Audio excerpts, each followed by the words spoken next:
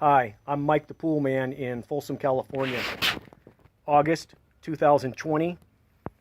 It's not very often I get to hear water in a gas line, but I ran across it today, so I wanted to share my experience so you know what it sounds like.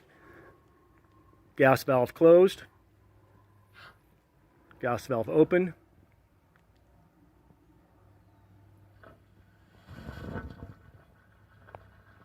Can you hear that?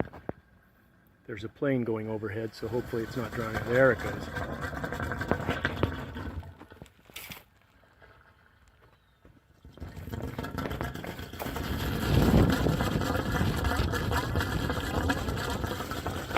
Water in the gas line is not good. You won't get full pressure to your heater.